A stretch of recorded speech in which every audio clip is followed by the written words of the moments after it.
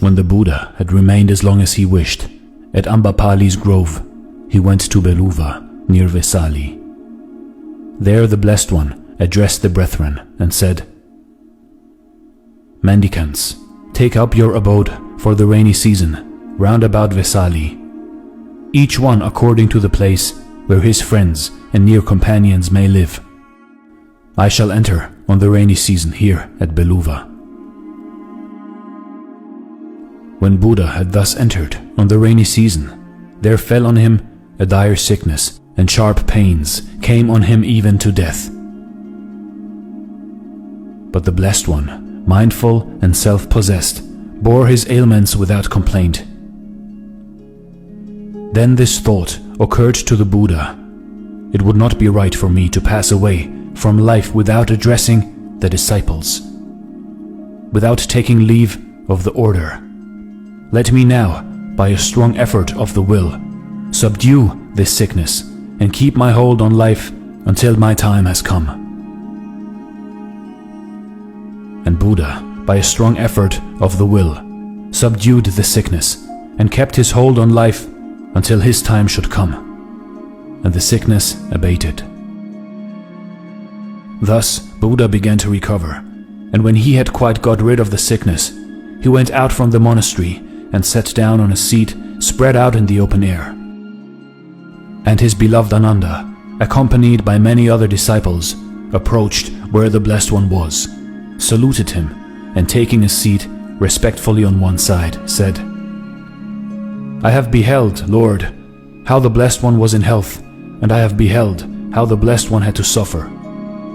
And though at the sight of the sickness of the Blessed One my body became weak as a creeper, and the horizon became dim to me, and my faculties were no longer clear, yet notwithstanding, I took some little comfort from the thought that the Blessed One would not pass away from existence, till at last he had left instructions as touching the order." Buddha addressed Ananda in behalf of the order, saying, "What, then, Ananda, does the order expect of me?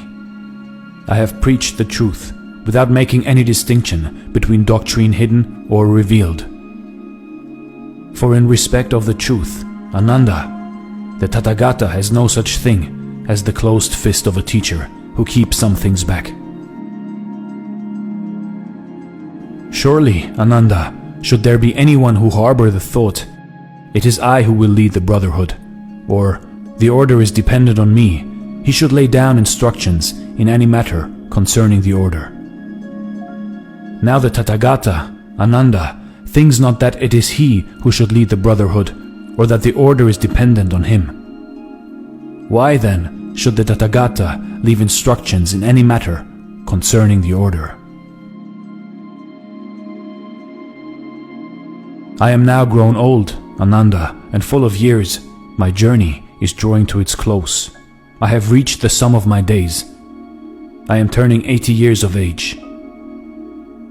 Just as a worn-out cart cannot be made to move along without much difficulty, so the body of the Tathagata can only be kept going with much additional care.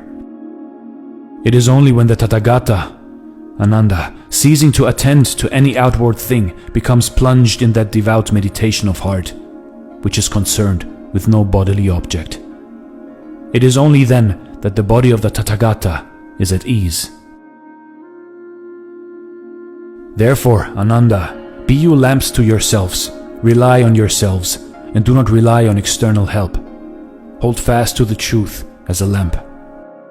Seek salvation alone in the truth. Look not for assistance to anyone besides yourselves. And how, Ananda, can a brother be a lamp to himself, rely on himself only, and not on any external help, holding fast to the truth as his lamp and seeking salvation in the truth alone, looking not for assistance to anyone besides himself?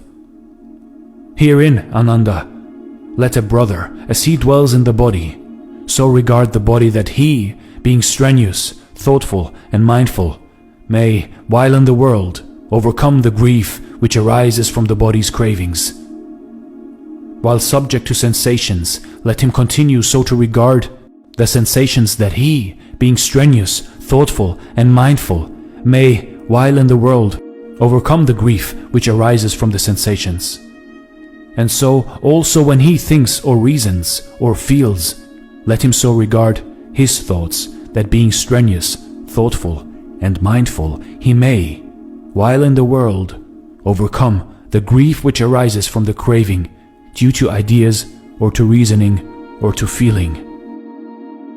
Those who, either now or after I am dead, shall be lamps to themselves, relying on themselves only, and not relying on any external help, but holding fast to the truth as their lamp, and seeking their salvation in the truth alone, and shall not look for assistance to anyone besides themselves. It is they, Ananda, among my bhikkhus, who shall reach the very topmost height.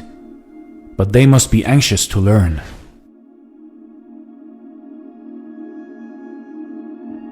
You see, in life, in your life, when in doubt, listen to your heart, listen to your gut feeling.